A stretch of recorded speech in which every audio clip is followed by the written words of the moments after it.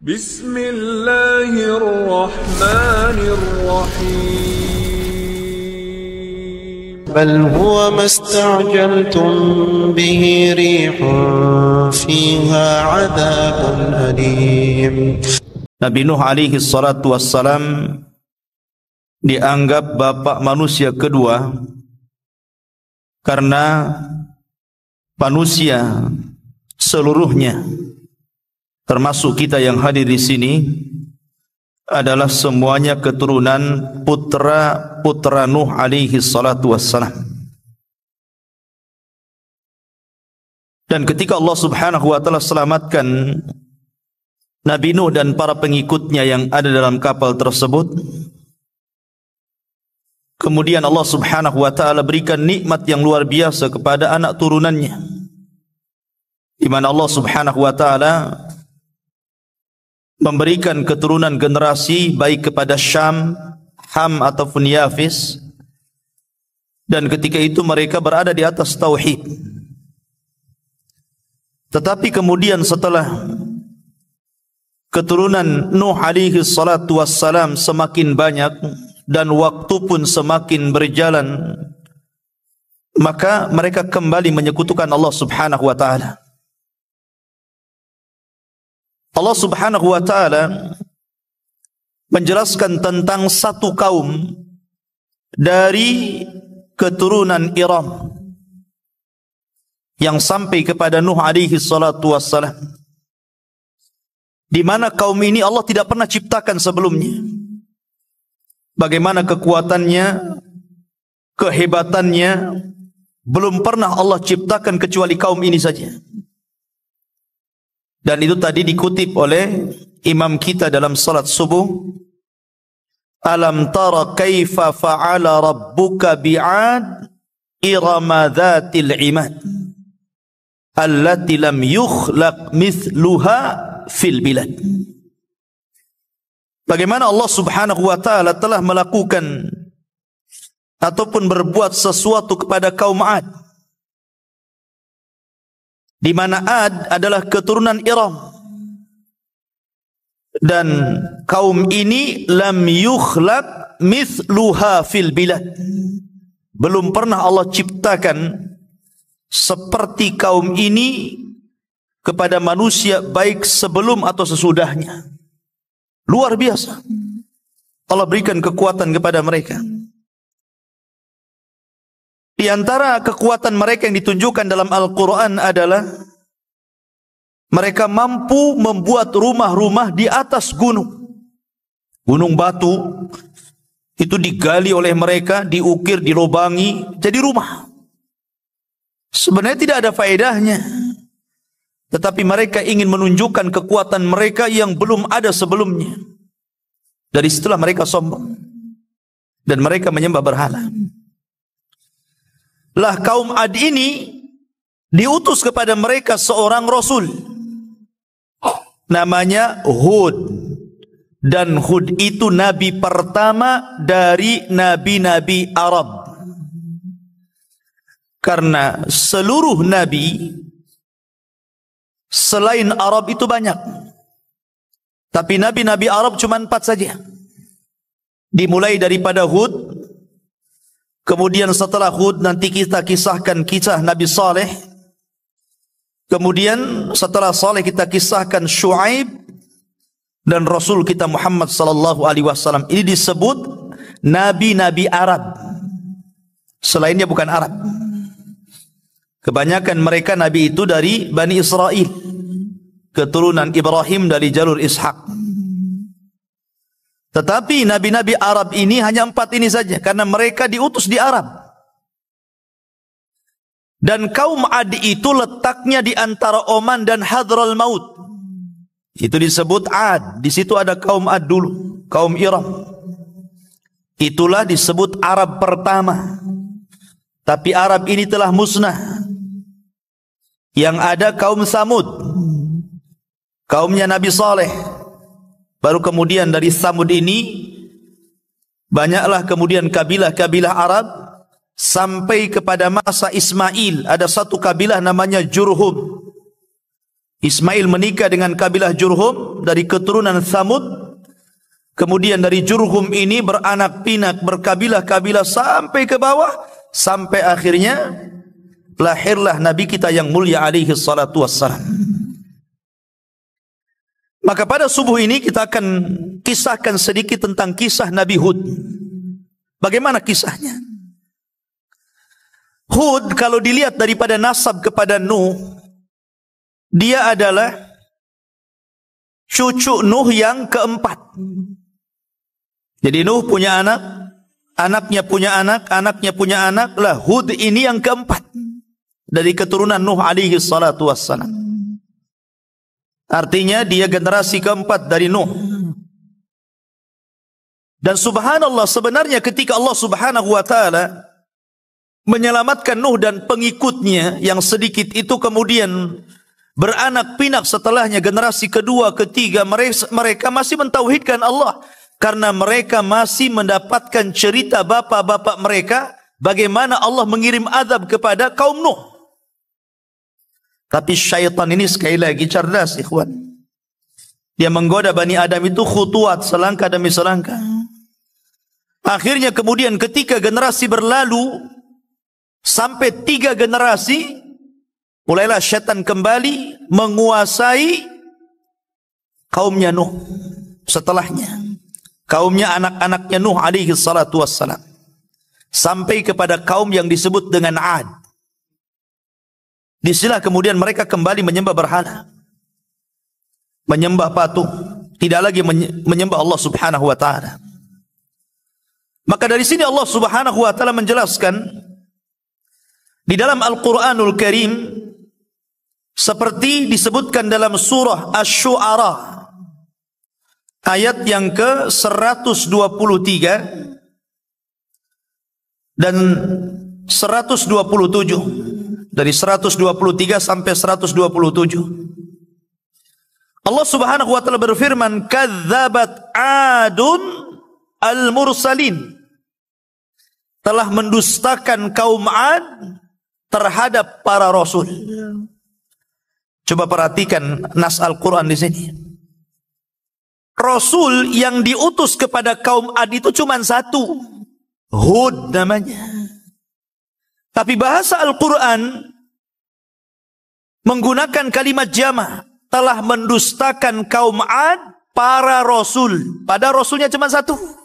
Kenapa jadi para rasul di sini? Kan tidak banyak rasul yang dikirim kepada kaum Ad, hanya satu saja kaum Hud. Bahasa Al-Quran ketika mengatakan bahwa kaum Ad telah mendustakan para rasul, karena siapapun di antara manusia yang mendustakan satu utusan Allah, berarti dia telah mendustakan seluruh utusan Allah. Sama dengan bahasa, siapa yang mendustakan satu ayat dalam Al-Quran, berarti sama dengan mendustakan seluruh Al-Quran. Itulah bahasa Quran seperti itu. Kemudian Allah mengatakan, idh qala lahum akhuhum. Ketika Nabi mereka Hud berkata kepada kaumnya Ad, ala tattaqun, kenapa kalian tidak takut kepada Allah?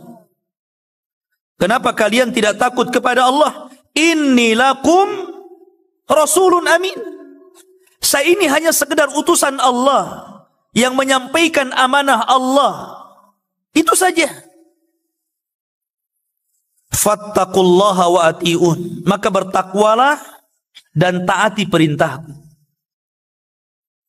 Wa ma as'alukum alaihi min ajrin in ajriya illa ala rabbil alamin. Saya tidak minta upah kepada kalian, karena saya hanya meminta upah kepada Allah subhanahu wa ta'ala. Seluruh para nabi, ikhwan, mereka mendakwahkan dakwah tauhid, termasuk Hud alaihi salatu wassalam. Tapi lihat jawabannya, jawaban kaum Hud yang disebutkan dalam surah Hud itu sendiri, sampai diabadikan namanya ya, seperti Nuh dijadikan nama surat, Hud juga dijadikan nama surat dalam Al-Quran, karena dia nabi pertama dari nabi-nabi Arab masalahnya. Kalau Nuh disebutkan nama surat karena dia rasul pertama, supaya orang tahu kenapa Nuh dijadikan nama surat, sementara banyak rasul dan nabi tidak dijadikan nama surat. Karena Nuh itu rasul pertama, sebagaimana Hud adalah nabi pertama dari nabi-nabi Arab. Ma'asyiral muslimin, mereka mengatakan dalam surah Hud, qalu ya Hud ma ji'tana bi bayyinatin wa ma nahnu bitariki alihatina an qaulika wa ma nahnu laka bimu'minin. Lihat, mereka mengatakan, wahai Hud, apa yang kau datangkan kepada kami ini, kami tidak melihat ada bukti bahwa engkau seorang rasul, seorang nabi. Bahkan kami tidak akan pernah meninggalkan Tuhan-Tuhan kami gara-gara ucapan, dan kami tidak akan beriman selamanya. Nih penyimpangannya di sini. Pertama, tidak percaya dengan utusan Allah. Yang kedua, tidak mau meninggalkan Tuhan-Tuhan mereka. Dan yang ketiga, mereka tidak mau beriman kepada apapun yang dibawa seorang rasul kepada mereka. Inad, ikhwan, takabur, sombong. Bahkan lebih parah lagi, mereka mengatakan, inna qula illa taraka ba'du alihatina bisu'in. Sesungguhnya yang kami katakan, wahai Hud, kecuali engkau akan mengalami kesialan dari ucapanmu yang datang dari Tuhan-Tuhan kami. Yakin dia dengan Tuhannya tuh, ya kan? Sangat yakin kalau engkau terus menyuruh kami meninggalkan Tuhan-Tuhan kami, hati-hati ucapanmu, kau akan kewalat, bahasanya seperti itu. Tuhan-Tuhan kami bisa membuat engkau celaka. Rupanya pemahaman tatoyur itu sudah ada sejak zaman Hud sampai hari ini. Ya kan? Pemahaman tatoyur artinya menganggap sial atau menganggap sesuatu itu mendatangkan manfaat karena sebuah benda. Mereka menganggap seperti itu. Di zaman Nabi SAW tatoyur ada. Jadi orang-orang jahiliyah itu, kalau mereka dagang, kalau nggak ke arah Yaman kemana? Ke Syam. Rihlatas sita'i was saif. Ke Yaman dan ke Syam. Jadi kalau mereka hendak menuju Syam, maka mereka akan mengambil burung merpati, kemudian diterbangkan. Kalau terbangnya ke arah yang hendak dituju untuk berniaga, berangkat dia. Kenapa? Karena dianggap bahwa burung itu membawa keberuntungan. Tapi kalau dia berangkat ke Yaman, tahu-tahu terbangnya malah ke Syam, nggak jadi itu. Kenapa? Ini tidak hoki ini. Di zaman Rasul, di zaman jahiliyah pakai burung. Tapi di zaman sekarang berkembang. Bukan pakai burung saja ya. Pakai ikan lohan. Pakai burung perkutut, ya kan? Pakai burung beo tengah malam, burung hantu, macam-macam burung. Lah ini kan masalah, ikhwan. Bukan hanya burung, bukan hanya ikannya, sampai ke angka ada yang sial. Angka berapa tuh? Angka 13. Angka sial katanya. Coba bayangkan angka disial-sialkan. Angka kan nggak salah, ikhwan. Dan kalau tidak ada 13-nya kan nggak lengkap angka itu. Mana pula kan gitu. Lah ikhwah fillah muliakan Allah Subhanahu wa taala, dari sini berkembang tatoyur itu memang berkembang seperti itu sampai hari ini. Ada yang tatoyur dengan suara, ada yang tatoyur dengan mimpi, ada yang tatoyur dengan yang didengar, ada yang tatoyur dengan benda, kan begitu sekarang ini. Tatoyur banyak. Sampai ada orang zaman dulu tuh ya, kalau tangan kiri kesemutan, mau dapat apa tuh katanya? Mau dapat duit ya. Kalau tangan kanan yang kesemutan dikejar debt collector katanya. Jadi sampai seperti itu ya, subhanallah. Dulu tidak boleh anak gadis katanya kalau makan di depan pintu nanti nggak laku gitu kan. Macam-macam tatoyur. Ada orang melahirkan, kemudian ari-arinya harus dikubur. Kemudian dikasih lampu. kemudian dikasih payung takut kehujanan. Kalau asal buang, itu katanya akan gentayangan, ganggu adeknya. Coba, adeknya pula deh. Hari-hari disebut adeknya kan. Di mana akalnya? Lah ini di zaman Nabi Hud alaihi salatu wassalam, itulah akidah mereka. Menganggap bahwa patung itu membawa sial. Hati-hati kamu ya, bahasa kita. Jangan coba-coba mencela Tuhan kami, nanti Tuhan kami akan menimpakan keburukan kepada Anda. Tetapi apa jawaban Nabi Hud? Qala inni ushhidullaha. Saya bersaksi kepada Allah. Washhadu, dan saksikan oleh kalian. Anni bari'un mimma tusyrikun. Saya berlepas diri dari apapun yang kalian sekutukan. Dan inilah makna Islam.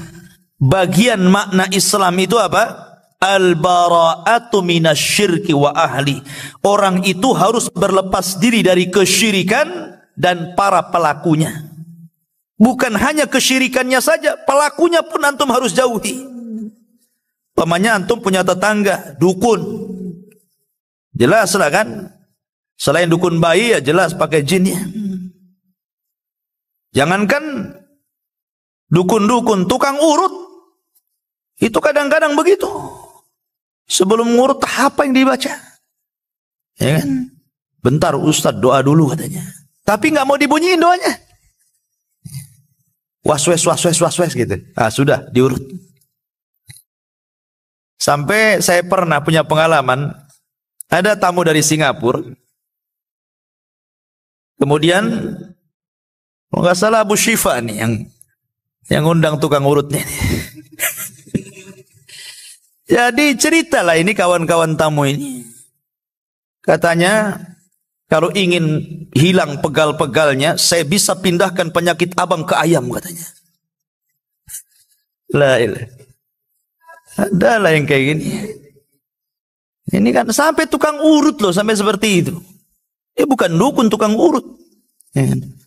Nah, makanya di sini ikhwafil muliakan Allah Subhanahu wa taala, intinya bahwa Nabi Hud alaihi salatu wassalam mengajarkan kepada kita makna Islam. Bagian makna Islam adalah berlepas diri dari kesyirikan dan para pelakunya. Itu harus tinggalkan. Dari sini ikhwafil muliakan Allah Subhanahu wa taala, bahwa dakwah tauhid itu adalah dakwah yang utama dan pertama, karena itulah misi para nabi dan rasul. Walaqad ba'atsna fi kulli ummatin rasulan an i'budullaha wajtanibut taghut. Tapi apa yang terjadi dengan kaum Ad ini? Kaum Ad itu terus menentang. Akhirnya waktu apa yang Hud alaihi salatu wassalam katakan kepada mereka, bahwa kalau mereka tidak beriman, maka tunggu adab Allah akan sampai kepada kalian. Tapi mereka tidak percaya. Dari situlah kemudian Allah Subhanahu wa taala memukodimahi, memulai adabnya dengan apa? Dengan cara paceklik 3 tahun. Sementara kaum Ad itu penghasilan mereka dari pertanian. Coba bayangkan kalau seandainya orang di pinggir laut nelayan gitu kan nggak mungkin ada cerita laut surut. Ada laut surut sampai ke tanah? Nggak ada kan itu. Artinya kalau yang di pinggir laut itu paling mungkin musibahnya ombak atau yang lain gitu kan. Lah kalau petani, air. Kalau petani itu. Makanya ikhwafin muliakan Allah Azza wa Jal, ketika kemudian sebuah pertanian tidak dialiri air, pasti masalah. Apalagi 3 tahun. Bayangkan saya, kita nggak hujan 3 bulan saja susah. 3 tahun nggak hujan. Ya kering kelontang lah. Akhirnya sudah mulai kelaparan, binatang pada mati, mereka sendiri sudah sebagian mereka mati. Gitu. Maka mereka, sementara Hud ini sudah meninggalkan kaum Ad, karena tidak mau lagi berdakwah kepada mereka. Safar Hud ini kemana? Ke Mekah. Ya, karena dia di Hadral Maut. Ad itu antara Hadral Maut dan Oman. Dan sekarang satu-satunya jalur yang paling aman di Yaman itu lewat Oman. Karena Son'a sudah dikuasai orang-orang Houthi, orang-orang Syiah. Jadi kalau orang ke Yaman lewat jalur Oman. Makanya orang-orang Hadrul Maut dekat ke Oman. Dan disitulah kaum Ad. Lah Hud sudah pergi tuh. Ketika azab Allah mau datang, Hud pergi. Membawa kaumnya yang beriman kemana? Ke Mekah. Dan tinggal di Mekah. Lah setelah 3 tahun paceklik, mereka akhirnya kelaparan. Maka 7 orang yang dianggap paling baik dari kaumnya ini berusaha untuk datang ke Mekah. Karena di Mekah itu bagi mereka ada berhala-berhala yang sangat mulia, lebih mulia dibandingkan berhala yang mereka sembah di Yaman. Ya, bayangkan. Jadi ada kelasnya juga berhala itu. Ada kelas 1, kelas 2 gitu kan. Perangkat mereka. Sampai di Mekah kemudian mereka meminta kepada patung-patung yang ada di sana supaya dihilangkan. Ini sudah dimatikan masih juga ya. Suara apa ini? Jadi supaya dihilangkan musibah yang ditimpakan kepada mereka. Ketika mereka meminta kepada berhala-berhala mereka, disinilah ada suara dari langit. Seolah-olah suara itu mengijabah doa mereka. Suara itu mengatakan, apa yang kalian kehendaki? Maka mereka mengatakan, kami ingin hujan. Kemudian ditawarkan, baik kami akan kirim awan yang berbagai macam warna. Ada warna putih, ada warna hitam, ada warna kuning, ada warna merah. Mau yang mana kalian? Maka mereka mengatakan kami ingin awan yang berwarna hitam. Alasannya kalau awan berwarna hitam itu lebih banyak kandungan hujannya. Dari sini menunjukkan apa? Allah itu memberikan istidraj dulu. Keinginannya dipenuhi dulu. Makanya orang kafir itu, kalau ada orang mengatakan enak kali orang kafir itu, hidupnya senang, nggak pernah ditimpa musibah gitu kan. Kita ini sudah beriman, musibah banyak. Ya. Salahnya di mana ini?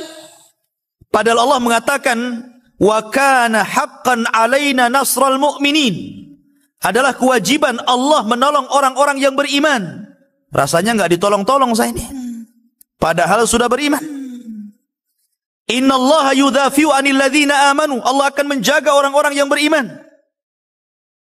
Bahkan Allah mengatakan, man amila amalan min dzakarin aw untha wa huwa mu'minun falanuhyiyannahu hayatan thayyibah wa lanajziyannahum bi ahsani ma kanu ya'malun. Siapa yang beramal saleh dari laki-laki dan perempuan sementara dia beriman, maka kami akan cukupkan kehidupannya di dunia dan kehidupannya di akhirat. Ustadz kami ini sudah beriman, agama kami Islam, tapi nggak pernah dicukup-cukupkan tuh hidupnya. Orang kafir kok enak kali hidupnya. Antum harus paham istilah istidraj. Istidraj itu Allah sengaja membiarkan orang itu di atas kenikmatan sampai kepada waktunya Allah akan azab orang itu. Itu nama istidraj. Begitu juga dukun. Kalau jadi dukun meramal kok benar terus, itu istidraj artinya. Karena tidak semua dukun juga benar ramalannya kan. Mungkin yang benar 1, yang 99 itu dusta. Ini istidraj. Di sini ada pelajaran istidraj. Akhirnya kemudian dikirimnya, ya sudah kalian pergi ke Yaman. Nanti awan ini akan kukirim kepada kalian. Oh, senang mereka. Senang. Sampai di Yaman, di Ad, mereka kemudian memberitahu bahwa berhala-berhalanya akan mengabulkan permintaan mereka. Datanglah awan, jalan tuh. Semua orang keluar. Coba kan. Semua orang keluar. Mereka tidak tahu bahwa awan hitam itu dikirim oleh Allah untuk mengadab mereka. Mereka sangka awan itu untuk membawa berkah. Keluar semuanya. Tapi ada seorang wanita tua yang paham. Ini gelagatnya beda ini. Ini bukan hujan nampaknya. Akhirnya Allah subhanahu wa ta'ala betul-betul kirimkan adabnya. Rupanya awan itu membawa angin. Angin yang sangat dahsyat sekali dan pekikan yang luar biasa. Sampai-sampai Allah mengatakan sorsor. Sorsor itu Angin di dalamnya ada pekikan yang bisa memutuskan gendang telinga manusia. Jadi dikirim angin yang sangat dingin sekali masuk ke dalam badan, kemudian telinganya hancur. Itu permulaan tuh. Kemudian setelah itu mereka diangkat oleh angin ke langit, nggak turun-turun. Sab'a layalin wa thamaniyata ayyam. Berapa hari di langit itu? Sab'a layal, 7 hari ngapung di langit. Ya. Dan 8 hari. 7 malam, 8 hari diputar-putar sama angin di langit. Coba. Bayangkan tuh, diangkat. Tidak ada satu jiwa pun, anak-anak, orang tua, laki-laki ngapung semua ke atas. Kemudian setelah 7 malam 8 hari, maka Allah subhanahu wa ta'ala kemudian timpakan ke bumi seperti tunggul-tunggul kurma dalam bahasa Quran. A'jazi nakhlin khawiyah. Seperti tunggul kurma. Antum kalau pohon kelapa itu ya dijatuhkan dan jatuhnya lurus, nancap di bumi itu. Ini kepala di bawah, kaki di atas. Kemudian dilesatkan dari langit dan nancap tuh kepalanya di situ. Jadi paku. Lihat ngeri ini adabnya kaum Ad ini. Dan tidak disisakan satu jiwa pun. Makanya Nabi SAW ketika mengisyaratkan orang-orang Khawarij, apa kata Rasul? La in adraktuhum la aqtulannahum qatla adin. Kalau kudapati mereka orang-orang Khawarij, maka kumusnahkan sebagaimana Allah musnahkan kaum Ad. Tidak ada satu jiwa yang disisakan Allah. Hud, ya kan? Maka Hud kemudian selamat dari adab, kemudian diselamatkan kaumnya, dan begitulah Allah Subhanahu wa taala mengakhiri akibat orang-orang yang kufur dan akibat orang-orang yang beriman. Kita akan mengisahkan kisah nabi kedua dari 4 nabi yang merupakan nabi Arab, yakni kisah Nabiullah Saleh alaihi salatu wassalam. Kita tahu bahwa Nabi Saleh diutus kepada kaum Samud. Dan kaum Samud itu masih keturunan kaum Ad. Tapi tentu kaum Ad yang saleh, yang baik-baik. Sebab seluruh kaum Ad dihancurkan Allah. Tidak ada satupun yang hidup kecuali orang-orang yang bersama Hud, yang beriman kepada Allah Subhanahu wa taala. Lah kemudian setelah Hud meninggal dunia, maka kaum Samud mereka tinggal di perbatasan antara Tabuk dan Hijaz. Kalau disebut Hijaz berarti Mekah dan Madinah. Kalau dari Madinah itu sekitar 350 km ke arah perkampungan Samud. Makanya Nabi SAW ketika bergerak membawa pasukan dalam perang Tabuk, maka Nabi SAW melewati perkampungan Nabiullah Saleh Samud, yang disebut dalam Al-Quran kampungnya disebut Hijr. Makanya ada surah dalam Al-Quran disebut suratu Al-Hijr. Allah mengatakan kadzabat ashabul hijril mursali, di mana orang-orang Hijr ini, yakni kaum Samud, mereka telah mendustakan utusan-utusan Allah. Ma'asyiral muslimin yang dimuliakan Allah Azza wa Jalla, disebutkan dalam surah Al-A'raf ayat 79 atau 73 sampai 79, Allah mengatakan wa ila samuda akhahum salihan, dan kepada bangsa Samud Allah utus saudara mereka, menunjukkan bahwa Nabiullah Saleh bukan orang lain tapi bagian daripada kaum Samud. Sebagaimana Allah Subhanahu wa taala berfirman ketika mensifatkan Nabi sallallahu alaihi wasallam laqad ja'akum rasulun min anfusikum. Telah diutus kepada kalian seorang rasul, Nabi SAW, dari jenis kalian, dari kalangan kalian, yang namanya orang dari kalangan mereka. Tentu mereka paham sifat-sifatnya, paham kehidupannya dari kecil, remaja, dewasa, namanya hidup di situ. Jadi Saleh itu dikenal sejak kecil di kalangan bangsa Samud, karena Saleh itu saudara mereka. Qala ya qaumi ibudullaha ma lakum min ilahin ghairu. Ketika Nabiullah Saleh alaihi salatu wassalam diangkat menjadi nabi dan rasul, maka Saleh sebagaimana nabi-nabi yang lainnya mendakwahkan dakwah tauhid. Sembahlah Allah.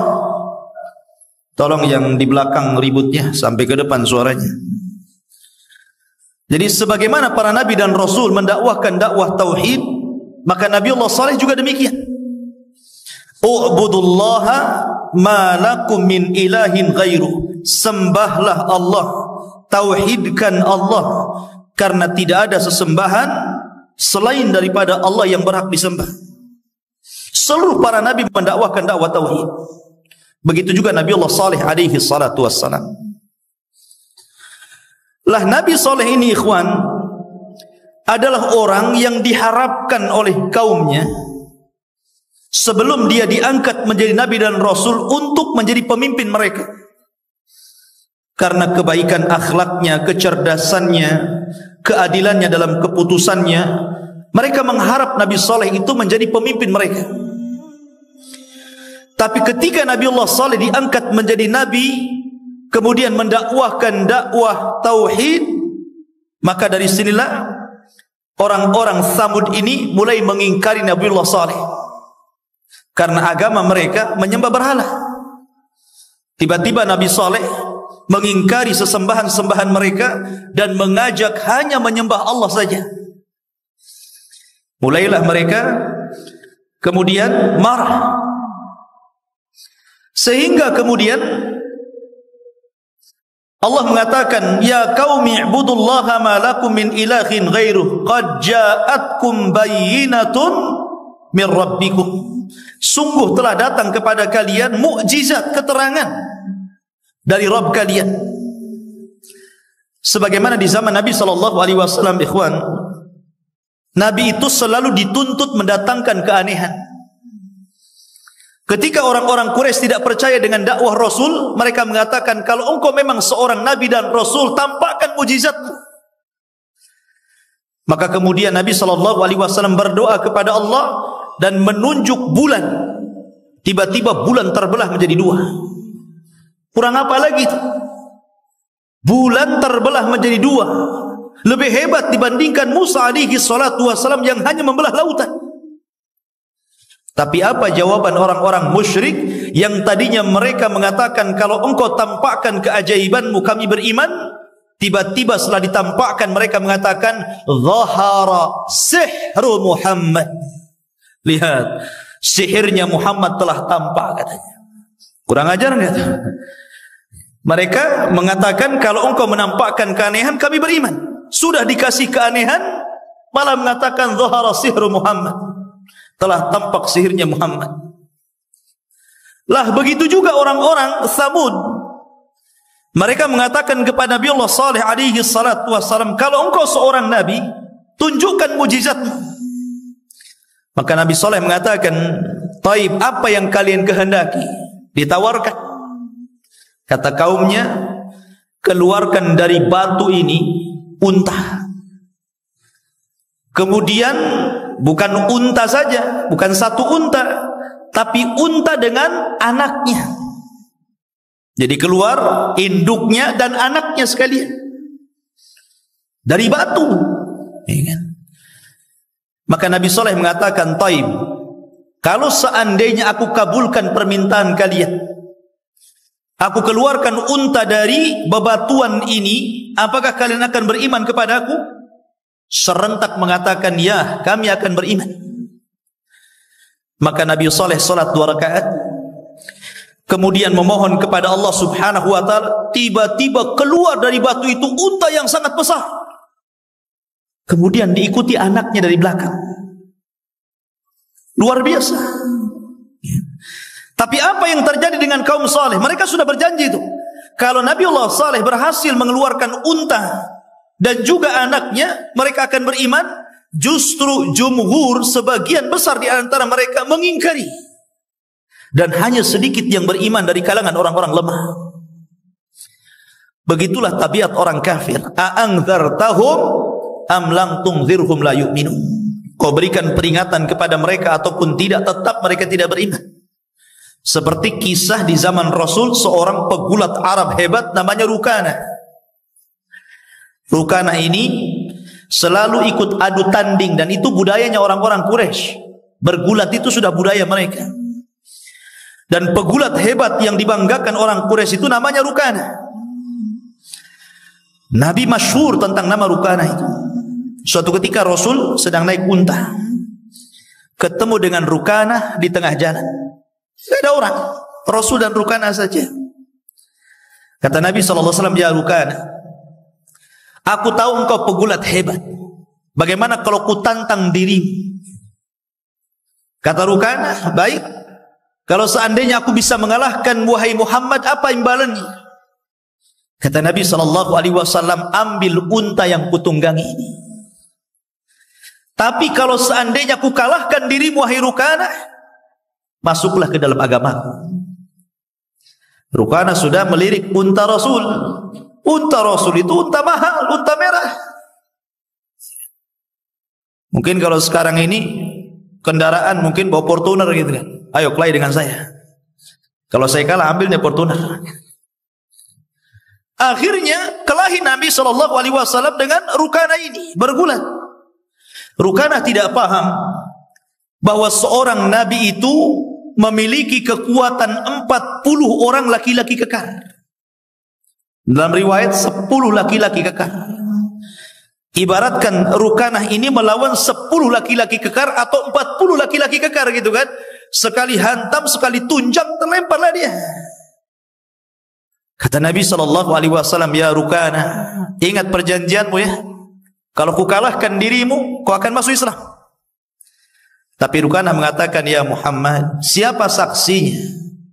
Kalau aku bersyahadat kepadamu, aku bisa saja mengingkari, aku tidak pernah masuk Islam karena tidak ada saksi. Ya. Maka Nabi SAW, bagaimana kalau ku saksikan pohon itu? Aku jadikan pohon itu jadi saksinya.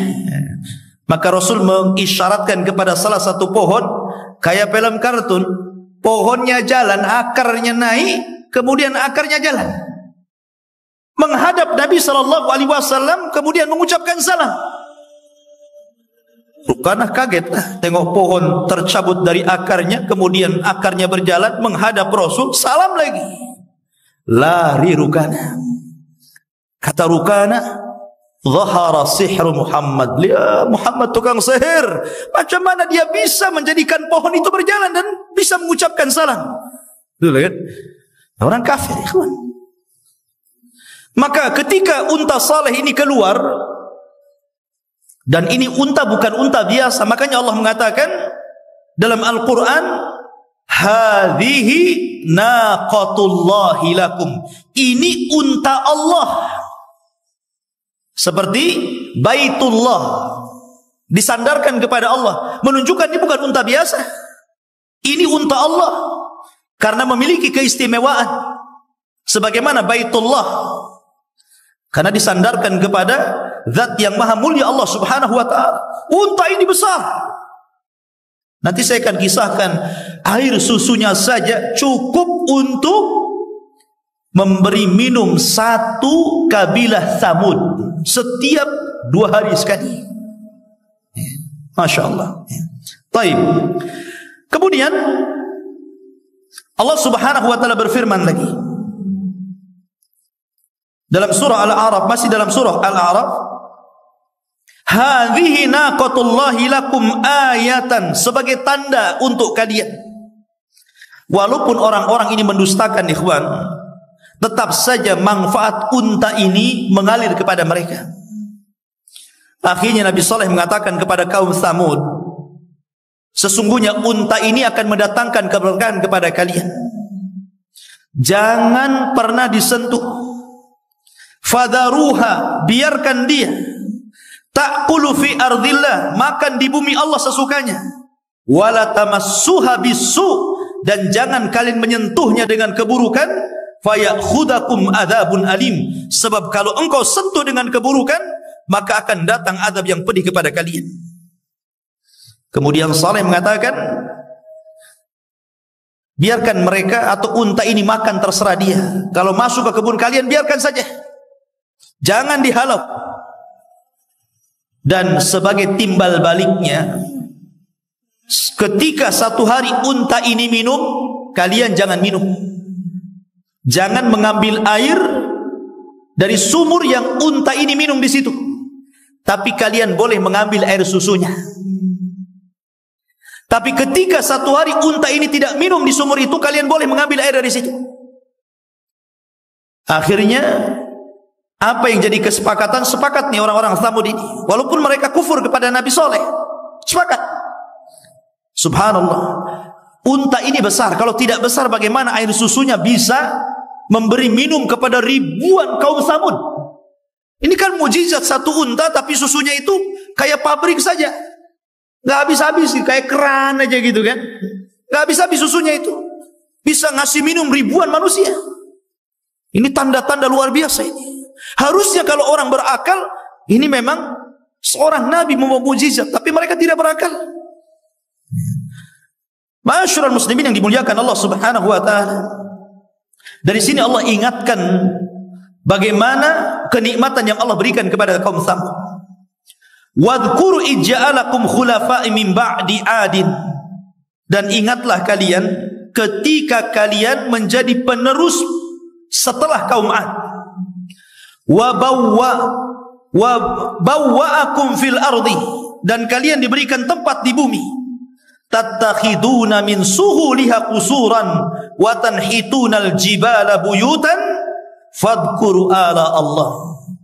Kalian Allah berikan nikmat, kekayaan yang luas, penghasilan yang luar biasa, dan kalian diberikan kekuatan sampai bisa mampu membuat istana dan rumah-rumah di bukit-bukit, di pahat.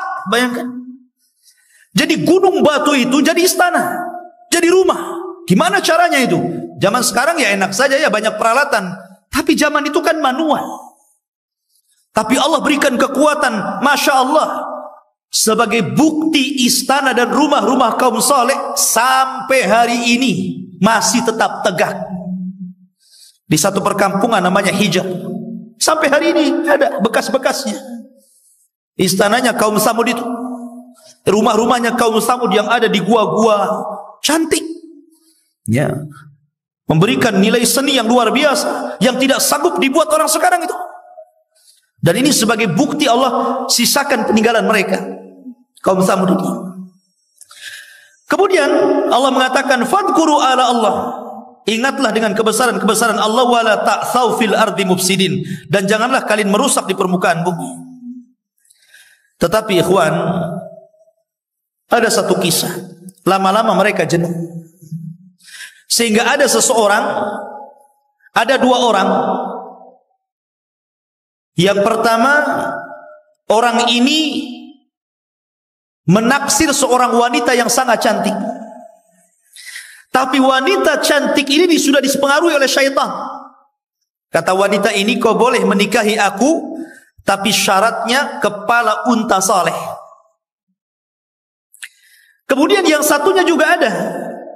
Dia mau menikahi seorang gadis, tapi orang tua gadis ini, neneknya ini, orang tuanya mengatakan perkataan yang sama. Kalau kau ingin menikahi putriku, kau harus membawa kepala unta saleh. Akhirnya dua orang ini sepakat.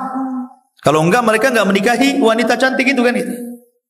Lihat, belum menikah saja perempuan itu bisa mempengaruhi, apalagi sudah menikah. Lebih besar pengaruhnya kepada suami. Kalau suami mempengaruhi istri susah. Tapi kalau istri mempengaruhi suami gampang. Ngomong saja tetangga begini bi, marah antum, kejar tetangga antum. Ya kan? Karena begitulah, makanya Adam alaihi salatu wassalam dia memakan buah larangan karena pengaruh siapa? Pengaruh Hawa. Makanya hati-hati kalau antum yang belum menikah itu cari istri yang pengaruhnya positif. Jangan cari istri yang pengaruhnya negatif. Bahaya. Kayaknya banyak sekali di zaman sekarang suami-suami yang takut istri. Antum sendiri yang ngomong lah ya. Nah dari sini ikhwafidin muliakan Allah subhanahu wa ta'ala, akhirnya yang dua orang ini sepakat untuk membunuh unta saleh, tapi mereka tidak langsung melakukannya. Subhanallah. Mereka datangi rumah-rumah kaum Tsamud minta pendapatnya. Di luar dugaan ikhwan, semua sepakat. Rupanya orang-orang yang kafir itu sudah jenuh rupanya. Memang mereka ingin, sudah sebel bahasa kita kepada Nabi Saleh dan ingin membunuhnya, tetapi belum ada penggeraknya. Jadi ketika ada dua orang ini menjadikan penggerak, sepakat semuanya. Makanya bahasa Al-Quran, fa'aqaruha fadzamzama alaihim rabbuhum bidzambihim ila akhiril ayat. Mereka menyembelih unta saleh, padahal yang menyembelih dua orang kan. Tapi Allah mengatakan mereka. Maknanya karena satu kampung sepakat meridhoi dua orang ini untuk membunuhnya. Makanya bahasa Quran menggunakan mereka. Padahal cuma dua orang. Ya. Akhirnya setelah disepakati para pembesarnya yang tidak suka dengan Nabi Saleh, bahkan seluruh kaum Tsamud kecuali orang yang beriman ikut setuju. Gak apa-apa, bunuh saja. Maka mereka pun kemudian siap-siap untuk membunuh unta itu.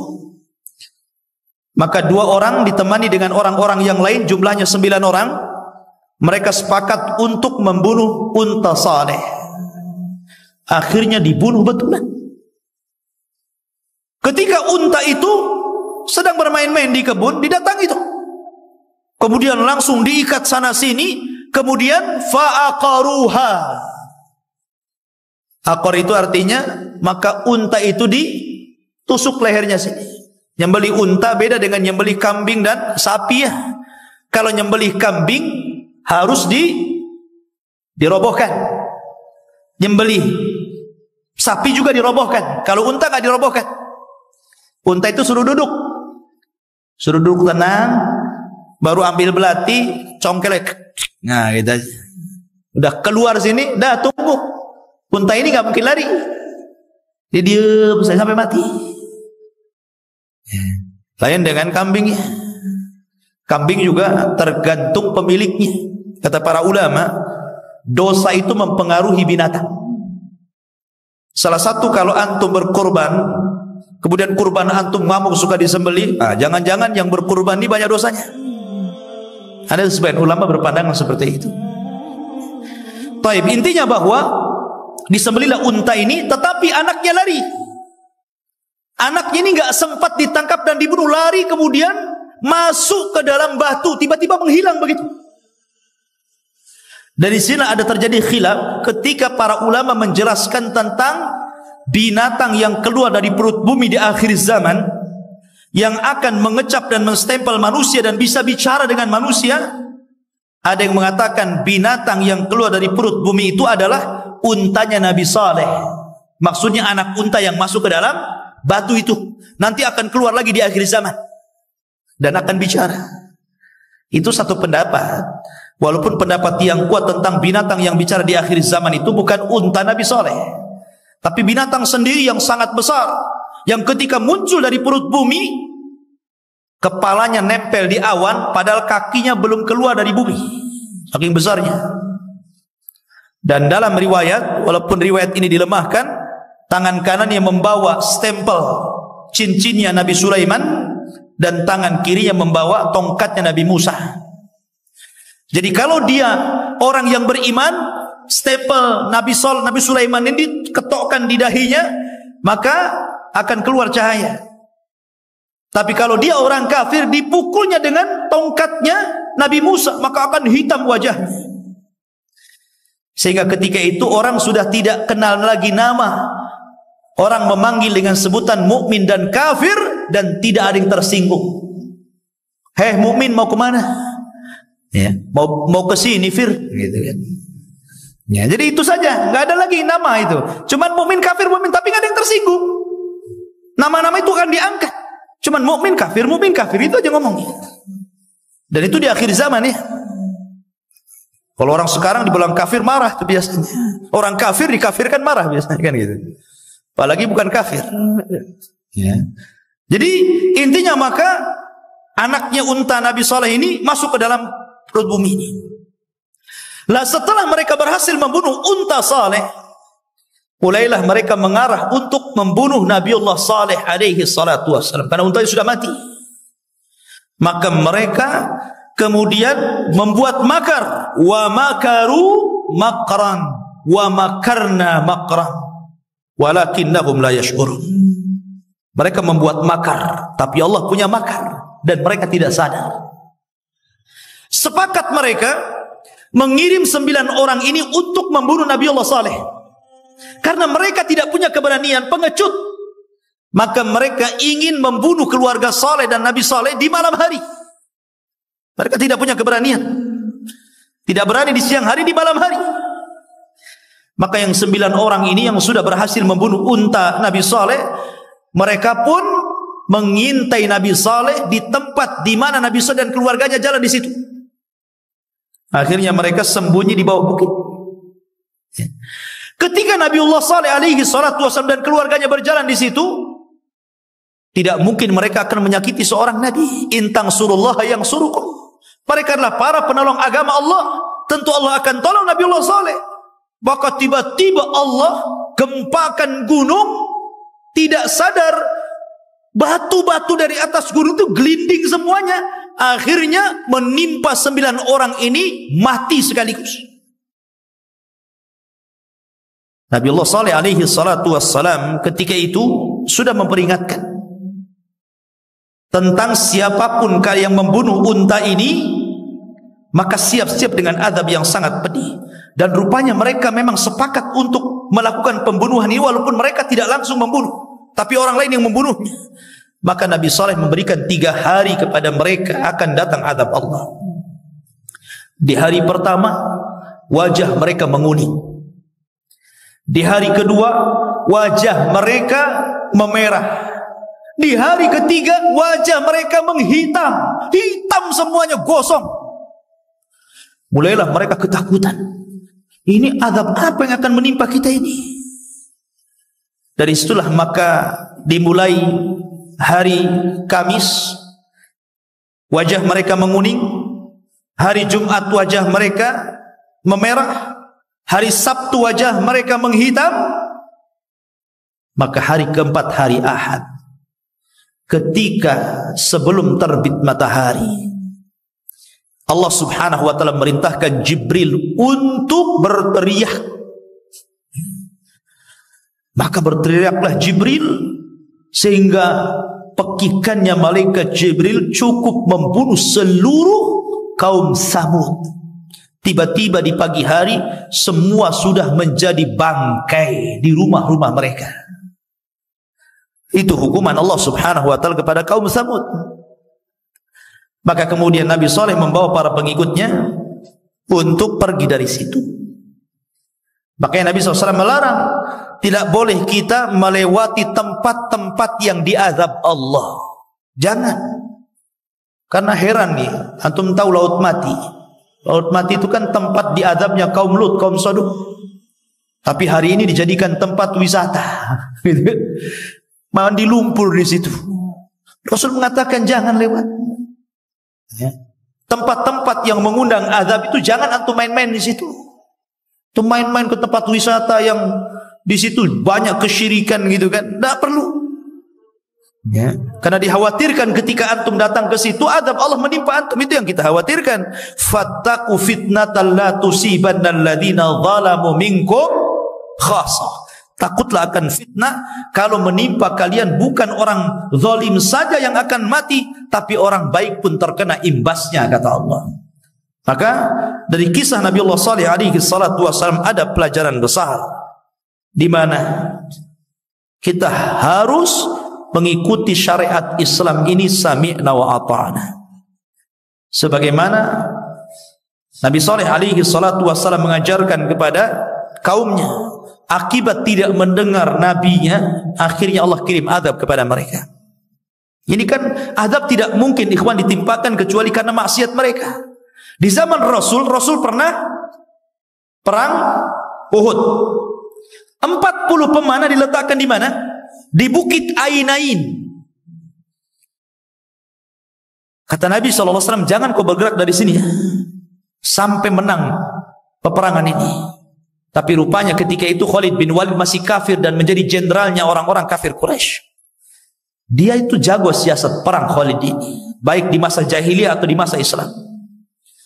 Ketika pura-pura kalah pasukan orang-orang kafir, kemudian harta ghanimah banyak dibawa, maka 40 pemanah ini ke bawah, ya, ikut mengejar musuh bersama orang-orang yang di bawah.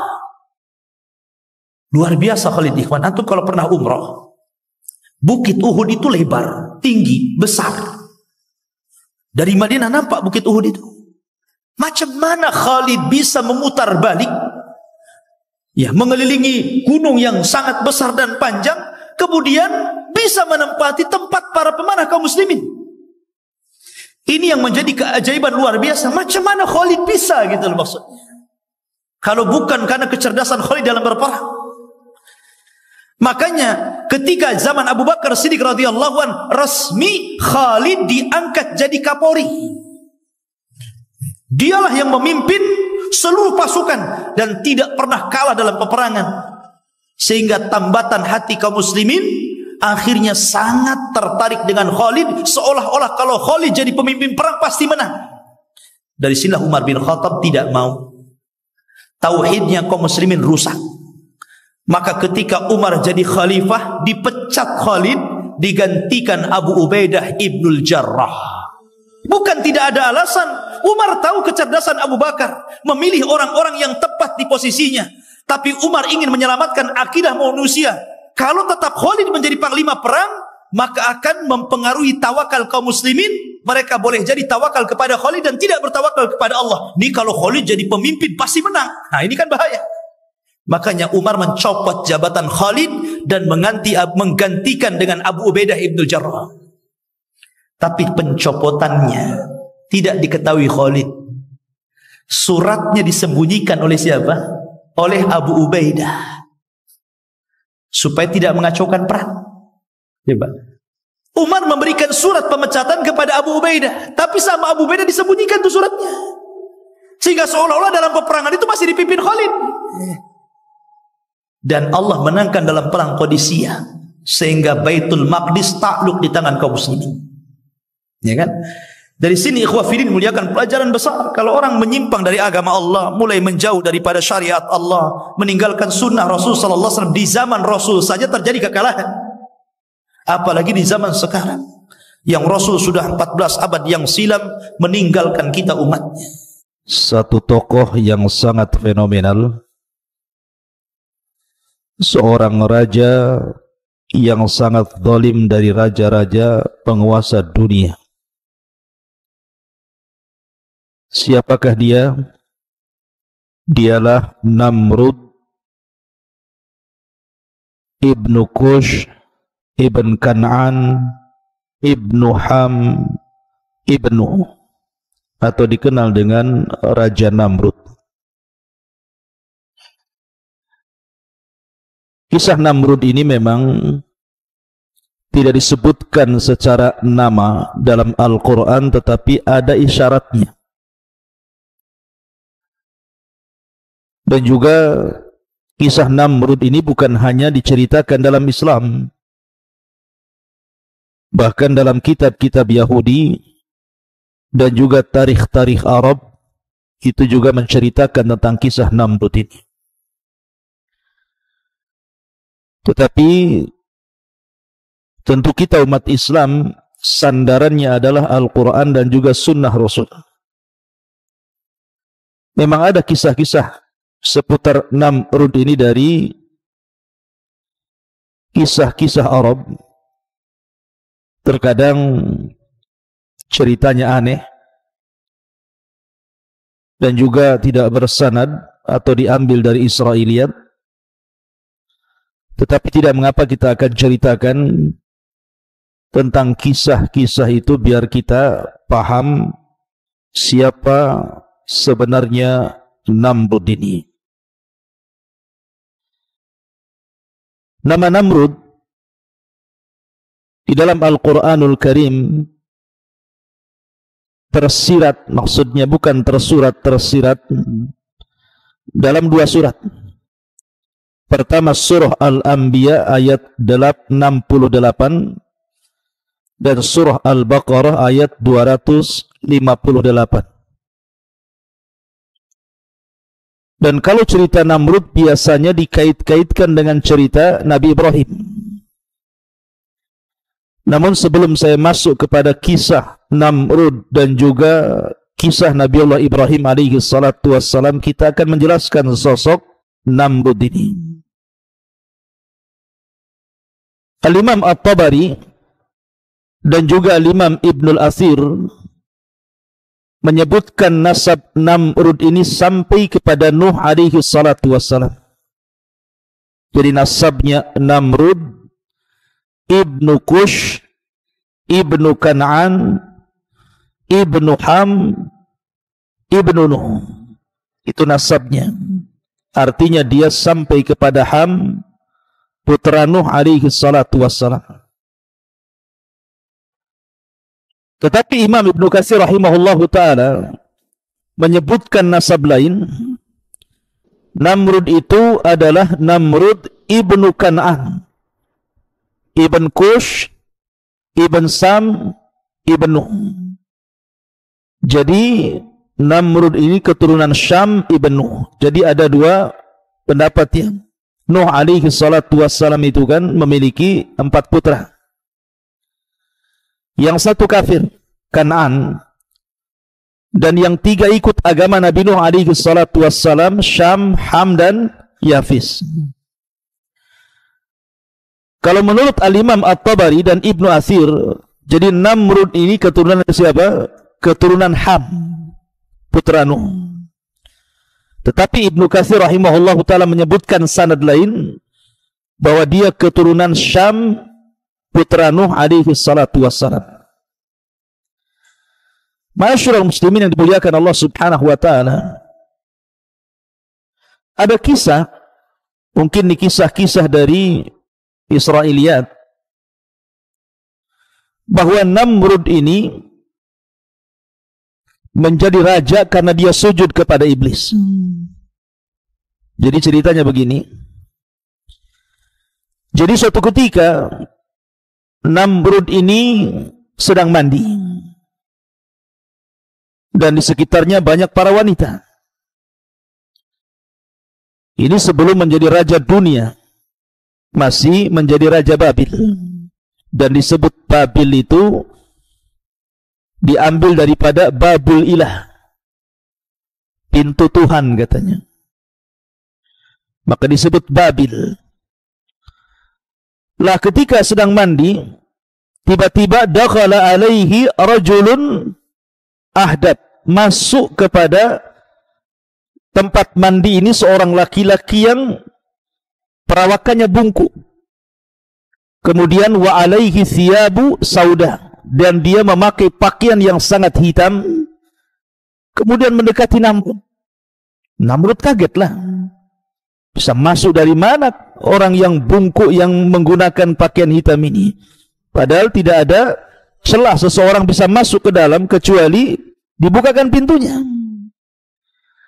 Akhirnya kemudian tiba-tiba kemudian orang ini mengatakan kepada Namrud dan berteriak, anta man sawfa tahkumul arda wa man 'alaiha. Ya Namrud, kamu akan menguasai bumi waman 'alaiha, dan orang-orang yang di atas bumi. Kemudian Namrud mendengar ucapan itu, tiba-tiba ghadib, marah dia. Kemudian dia memerintahkan tentara-tentaranya untuk membunuh laki-laki itu. Bahkan bukan hanya itu saja, karena marahnya Namrud, dibunuhnya perempuan yang ada di situ tuh, yang ikut mandi bersamanya dibantai semuanya. Gara-gara orang ini mengucapkan kalimat seperti itu. Kemudian Namrud pun setelah mandi keluar dari pemandian, masuk ke dalam kamar. Tiba-tiba dalam kamar itu rupanya orang yang bungkuk tadi ada lagi dalam kamar. Rupanya belum mati. Kemudian Namrud pun ketakutan dan mengatakan, "Man anta, siapa kamu ini?" Maka dia mengatakan, "Ana amirun nur yauma khalaqan nurah." Saya adalah pemimpinnya cahaya di saat cahaya itu diciptakan. Fa idza aradta an tahkumal arda wa ma 'alaiha, kalau engkau ingin menguasai dunia dan apa yang ada di atasnya, maka aku bisa memberikannya. Rupanya dia adalah iblis yang menjelma seorang yang bungkuk tadi. Namrud pun tertarik dan mengatakan, bagaimana caranya? Maka orang bungkuk ini mengatakan, datanglah ke sebuah bukit, di situ ada gua, masuklah ke dalam gua. Akhirnya Namrud pun mengikuti arahan orang bungkuk ini. Dicarinya bukit itu, kemudian ada gua di situ.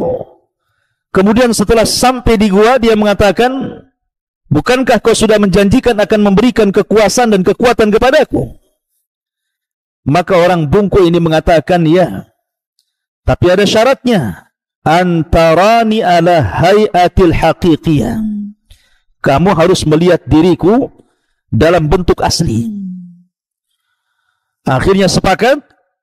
Maka tiba-tiba orang bungkuk itu berubah wujud menjadi bentuk iblis, di mana rambutnya menutupi seluruh jasadnya. Kemudian dia mengatakan, kalau engkau ingin kekuatan, kata iblis ini, maka sujudlah kepadaku, imbalannya ku berikan kekuatan kepadamu. Akhirnya Namrud pun tertarik, maka dia pun sujud kepada iblis. Maka dari sini Namrud adalah orang yang pertama kali melakukan perjanjian dengan iblis. Barter bahwa dia sujud kepada iblis dan iblis memberikan kekuatan kepada dia. Ma'asyiral muslimin yang dimuliakan Allah Azza wa Jalla. Setelah kemudian Namrud ini sujud kepada iblis, maka mulailah iblis ini mengajarkan sihir. Makanya ada yang mengatakan bahwa orang yang pertama kali mempelajari sihir itu Namrud. Walaupun ada yang mengatakan kisah tentang Harut dan Marut, tapi sama-sama di Babil. Namrud juga penguasa Babil, cerita kisah Harut dan Marut juga di Babil. Ya. Wa ma unzila 'alal malaikaini bi Babil Harut wa Marut. Lah setelah kemudian dia mempelajari sihir, bagaimana cara menyihir manusia, kemudian menguasai bumi gitu ya, maka dia kemudian menjadi sakti bahasa kitanya. Maka dia mengatakan kepada iblis, bagaimana caranya aku menjadi penguasa dunia? Maka iblis mengatakan, kau harus bunuh bapakmu. Siapa? Kush. Bapaknya Namrud, Namrud ibn Kush. Maka disuruh membunuh bapaknya. Setelah kau bunuh bapakmu, maka engkau akan menjadi penguasa. Dan kelak akan menjadi penguasa bumi.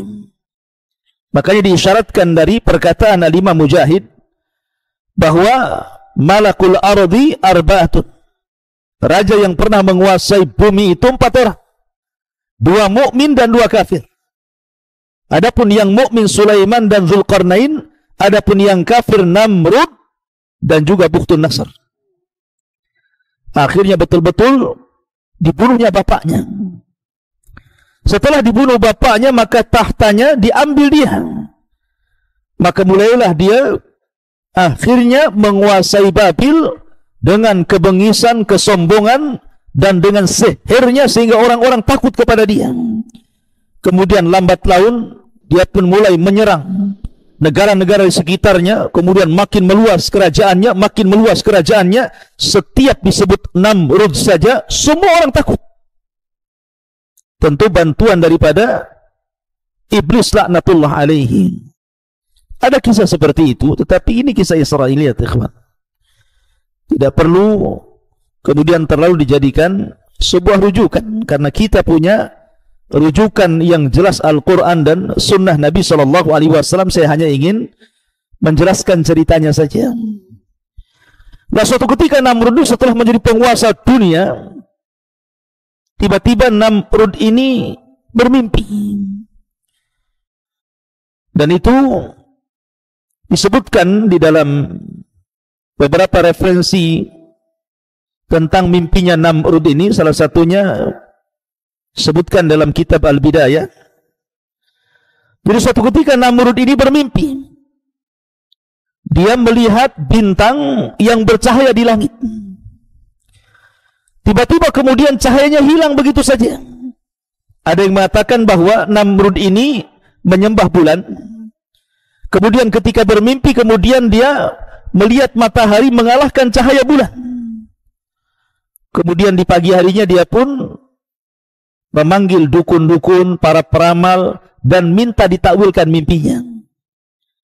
Maka para dukun dan para peramal mengatakan bahwa mimpi itu isyarat bahwa akan lahir anak laki-laki di Babil ini yang kelak akan merusak kerajaanmu, yang kelak akan mengambil kekuasaanmu.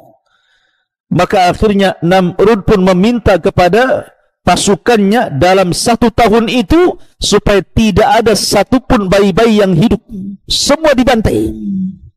Persis seperti kisah siapa?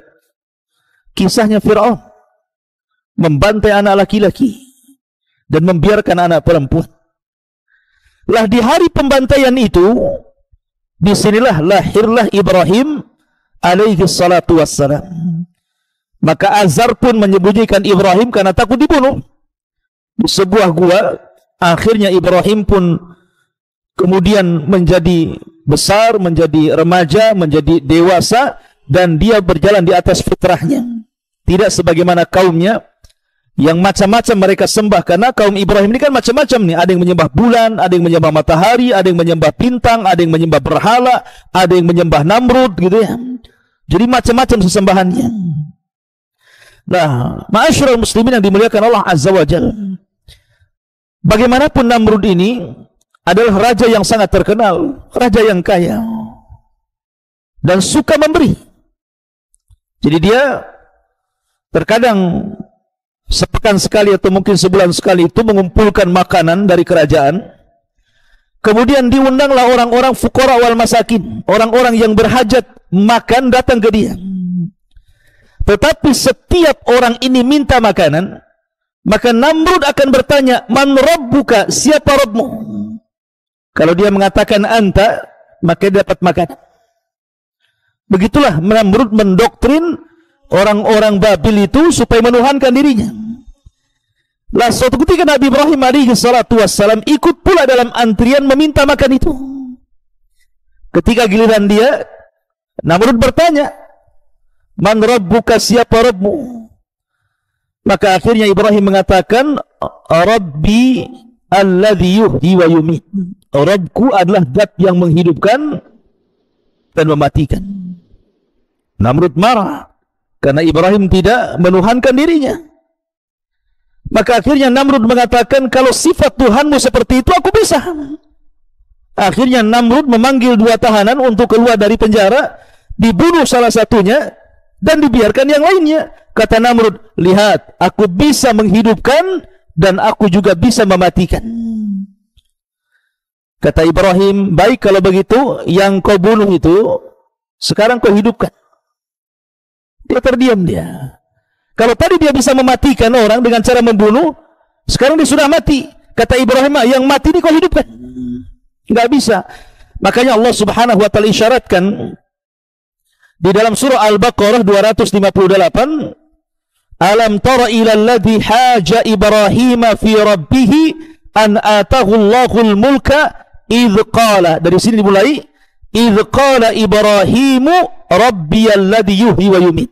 Ibrahim berkata, Rabbku zat yang menghidupkan dan mematikan. Kata Namrud, qala ana uhyi wa umit. Saya juga bisa menghidupkan, saya juga bisa mematikan. Kemudian Ibrahim tidak melayan debatnya Namrud. Karena kalau seandainya kemudian dalam perkara ini Ibrahim terus memperpanjang debat, tidak akan selesai. Tapi Ibrahim mencari hujah lain yang tidak mungkin bisa dilakukan Namrud. Makanya Ibrahim mengatakan, fa innallaha ya'ti bisyamsi minal masyriq fa'ti biha minal maghrib fabuhital ladzi kafar wallahu la yahdil qaumadz zalimin. Wahai Namrud, Tuhan saya Allah mendatangkan matahari dari arah timur dan ditenggelamkan ke barat. Sekarang kau balik, munculkan dari arah barat, tenggelamkan ke timur. Namrud tidak bisa. Mana bisa dia kemudian suka-suka mengatur matahari, dia bukan Tuhan. Dari situ Namrud marah, akhirnya tidak memberikan jatah makan kepada Ibrahim. Ibrahim tidak dapat makan. Ada kisah Israiliyat juga. Jadi setelah Ibrahim tidak dapat makan, maka dia mengambil batu-batu kota, karena kan dia tinggal di desa. Biasalah kalau orang ke kota itu kan kadang-kadang beli pernak-pernik, ya kan? Akhirnya dibawalah batu itu, dimasukkan ke kantongnya, pulang dia, karena nggak dapat apa-apa. Ya. Kemudian ketika sampai di rumahnya, tiba-tiba batu itu jadi makanan. Jadi istrinya kaget gitu loh, kok kamu dapat makanan? Padahal Ibrahim tidak merasa meletakkan makanan di situ, dia yang letakkan batu di situ. Maka Ibrahim kaget dan mengatakan, hada min indillah, mungkin ini datang dari Allah subhanahu wa ta'ala. Ma'asyiral muslimin yang dimuliakan Allah subhanahu wa ta'ala, lah Namrud ini terus mengaku Tuhan. Sekali lagi karena di belakangnya adalah iblis dan dia memiliki sihir. Makanya orang kemudian percaya bahwa dia Tuhan. Tapi suatu ketika Nabi Ibrahim alaihi salatu wassalam, ketika terjadi ihtifal, perayaan hebat, perayaan besar di kerajaan Namrud ini, Ibrahim diajak ayahnya, tapi dia tak mau. Dia berdusta kepada ayahnya dan mengatakan, ini sakim, saya sedang sakit, ayah saja yang pergi. Rupanya Ibrahim itu dia berdusta, dia tidak sakit, dia sehat. Tapi dia hendak membuat khilah, dia ingin masuk ke dalam istana Namrud, kemudian menghancurkan sesembahan-sesembahan kaumnya yang sangat diagungkan oleh Namrud. Jadi Namrud itu punya berhala, tetapi dia ngaku Tuhan. Akhirnya kemudian dihancurkan betul-betul oleh Nabiullah Ibrahim alaihi salatu wassalam, dan dia mengatakan, wa tallahi la akidanna asnamakum ba'da an tuwallu mudbirin. Demi Allah, sungguh aku akan melakukan tipu daya terhadap berhala-berhala kalian setelah kalian pergi meninggalkannya. Akhirnya orang-orang pun keluar istana, berkumpul di lapangan pesta pora, kemudian istana kosong. Ibrahim masuk ke tempat khusus, faja'alahum judhadan illa kabiran lahum la'allahum ilaihi yarji'un. Maka Ibrahim menghancurkan patung-patung yang ada di situ dan membiarkan patung yang paling besar, kemudian palunya pula diletakkan di lehernya. Ibrahim ingin mengajak berpikir, kalau memang itu Tuhan, harusnya patung-patung itu bisa menjaga dirinya. Kalau dia tidak bisa menjaga dirinya, bagaimana akan menjaga umatnya? Makanya kemudian akhirnya Namrud pun mengirim jasus mata-mata mencari siapa yang melakukan ini. Rupanya terdengarlah, qalu sami'na fatan yadhkuruhum yuqalu lahu Ibrahim. Oh, ada anak muda namanya Ibrahim. Maka orang-orang mengatakan, fa'tu bihi ala ayunin nas la'allahum yashhadun. Kalau begitu panggil Ibrahim kembali. Bagaimanapun dia telah lancang menghancurkan berhala-berhala kita, sesembahan-sembahan kita. Ditangkaplah Ibrahim, kemudian dihadapkan di hadapan manusia. Di sini terjadi dialog. Maka mulailah kemudian Namrud bertanya, a anta fa'alta hadza bi alihatina ya Ibrahim? Apakah engkau yang melakukan ini dengan Tuhan-Tuhan kami ya Ibrahim? Kata Ibrahim, bal fa'alahu kabiruhum hadza fas'aluhum in kanu yantiqun. Ibrahim menunjukkan dengan jempolnya ke patung yang paling besar. Orang Jawa kan silakan, monggo. Ibrahim begitu. Nah itu katanya. Yang itu tuh, maksudnya berhala yang paling besar itu. Buktinya ada di situ. Karena palunya menggantung di leher patung itu. Ibrahim tidak berbohong. Sebenarnya Ibrahim itu ingin mengatakan yang itu, maksudnya yang ini. Jempolnya yang melakukan, bukan kepada berhala yang ditunjuknya itu. Karena kenapa Ibrahim menunjukkan dengan jempol? Karena orang kalau megang palu, kalau jempolnya tidak kuat begini, nggak akan kuat. Jadi seolah-olah Ibrahim itu mengisyaratkan ke jempol, tetapi jempolnya diisyaratkan ke patung. Sebenarnya Ibrahim mengatakan, nih jempol saya yang melakukannya, gitu maksudnya. Cuman diisyaratkan ke patung, jadi orang-orang nggak tahu. Tetapi mereka mengatakan, qala bal fa'alahu kabiruhum hadza fas'aluhum in kanu yantikun. Jika mereka jika kalian bisa membuat mereka bicara, ngomong aja sama mereka, kata Ibrahim. Ya namanya patung enggak bisa bicara, ikhwan. Maka Allah mengatakan, tsumma nukisu ala ru'usihim laqad alimta ma haula'i yantikun. Kemudian mereka pun menundukkan kepala mereka dan berkata, engkau Ibrahim pasti tahu bahwa berhala itu tidak mungkin bicara. Kalau berhala saja tidak bicara, macam mana akan jadi Tuhan? Gitu maksudnya. Kemudian akhirnya Ibrahim pun banyak sekali berdialog, baik dengan Namrud ataupun kaumnya, sampai pada waktunya Namrud marah, maka terjadilah pembakaran yang disebutkan dalam Al-Quran, kisahnya bagaimana Ibrahim alaihi salatu wassalam dibakar itu. Di mana Allah mengatakan, qul ya naru kuni bardan wa salaman ala Ibrahim. Jadi ketika kemudian setelah dibakar, rupanya Ibrahim ini selamat. Sama sekali tidak terbakar. Sehingga Namrud ini marah sama iblis. Seolah-olah apa? Seolah-olah Ibrahim itu lebih kuat dibandingkan dirinya. Maka dia mendatangi iblis dan mengatakan, kenapa Ibrahim itu tidak terbakar? Bukankah engkau sudah memberikan kekuatan kepadaku? Dan sekarang kau permalukan diriku. Rupanya Ibrahim memiliki kekuatan yang jauh lebih hebat dibandingkan diriku, sehingga banyak orang yang beriman kepadanya. Iblis tidak bisa menjawab. Sehingga karena iblis tidak bisa menjawab, dia hanya mengatakan, ya Namrud, sesungguhnya dia adalah syaitan. Dia tidak menghendaki sungguhnya dia nabi atau rasul, tidak. Iblis ingin supaya Namrud ini tidak mengetahui siapa Ibrahim, sehingga iblis mengatakan, ya Namrud, sesungguhnya dia adalah syaitan. Wajar saja dia tidak terbakar, katanya. Kata Namrud kan cerdas, dia pandai berdebat. Kalau memang dia syaitan, sama seperti kamu, berarti dia memiliki kekuatan yang tidak dimiliki aku dan kamu, katanya. Akhirnya Namrud pun marah, kemudian mengusir iblis itu, tidak mau bekerja sama lagi. Sampai suatu ketika akhirnya iblis datang, kemudian pura-pura i'tidar, meminta uzur kepada Namrud dan meminta izin untuk mencium kedua katifnya, katif kedua bahunya, seolah-olah minta uzur. Kemudian akhirnya Namrud tidak tahu maksudnya kenapa iblis itu mencium kedua bahunya ini. Setelah iblis pergi, selang beberapa waktu tiba-tiba badannya gemetar hebat. Setelah gemetar hebat, tiba-tiba muncul ular. Jadi ada ular dari sini keluar dan juga dari sini keluar, kemudian memiliki kepala. Kemudian iblis mengatakan, ya Namrud, sesungguhnya ular itu makanannya cuma satu, kepala manusia. Kalau engkau tidak memberi makan kepala manusia, maka dia akan memakan kepalamu. Karena dia sudah kurang ajar kepada iblis, maka iblis membalasnya seperti itu.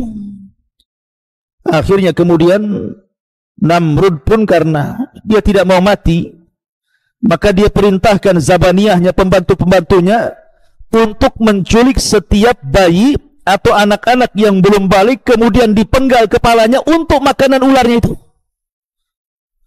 Anehnya setiap Namrud kemudian memotong ular itu, tumbuh lagi seperti itu.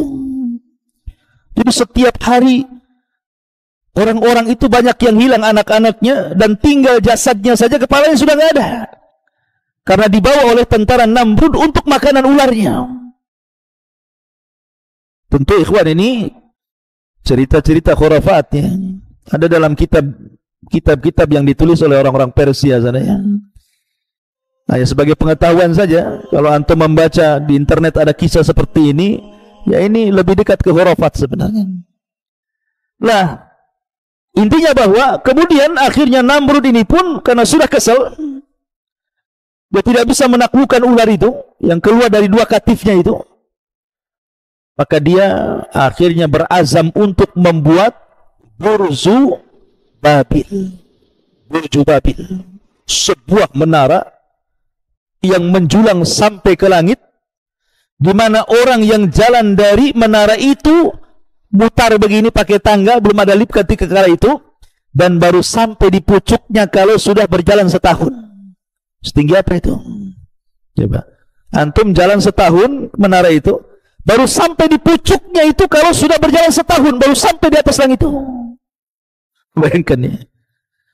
Menara itu namanya Burju Babil. Ma'ruf kisah Burju Babil itu. Kalau seandainya Burju Babil ini tidak hancur, tentu akan masuk dari tujuh keajaiban dunia. Mungkin dia nomor satunya kan itu, karena tinggi sekali gitu ya. Jadi akhirnya dibuatlah untuk apa? Kononnya dia ingin melawan kekuatan Ibrahim. Dengan cara seperti itu dia ingin naik ke langit. Ya. Masyaallah muslimin yang dimuliakan Allah Subhanahu wa taala. Akhirnya setelah itu, karena Namrud ini kan terkenal Maliku Aqalimus Sab'ah, raja yang menguasai 7 iklim. Jadi dia diundang pasukan dari mana-mana, pekerja dari mana-mana untuk membangun Burju Babil itu. Sampai akhirnya bertahun-tahun jadilah Burju Babil itu. Sampai menjulang ke langit. Maka dia semakin sombong dan semakin dia mengaku bahwa dirinya adalah Tuhan ilah. Sampai pada waktunya ikhwan, akhirnya kemudian Allah Subhanahu wa taala kemudian turunkan malaikat untuk menghancurkan Burju Babil itu. Menunjukkan bahwa lemahnya Namrud dan dia bukan Tuhan. Betul-betul dihancurkan rata dengan tanah. Hanya tinggal ceritanya saja. Lah akhirnya kemudian Allah Subhanahu wa taala ingin memberikan ujian kepada Namrud karena sudah terlalu sombong, terlalu bengis, terlalu jahat gitu kan. Mengutus malaikat untuk mengajak bertobat. Namrud, bertobatlah kepada Allah, jauh sesembahanmu selain daripada Allah Subhanahu wa taala. Tapi Namrud menolaknya. Kemudian Allah utus kali keduanya malaikat supaya Namrud bertobat, Namrud pun menolaknya. Kemudian Allah utus kali ketiga, Namrud pun menolaknya. Akhirnya malaikat ini mengatakan, ya Namrud, kumpulkan seluruh tentaramu. Kemudian malaikat naik lagi ke langit. Disangkanya Namrud, malaikat yang datang ini ngajak perang dan akan pasukan dari langit dan akan berhadapan dengan pasukan dirinya. Maka dia siapkan pasukan yang besar karena akan menghadapi tentara malaikat. Rasakan Namrud. Ketika kemudian tentara sudah dikumpulkan, apa yang terjadi?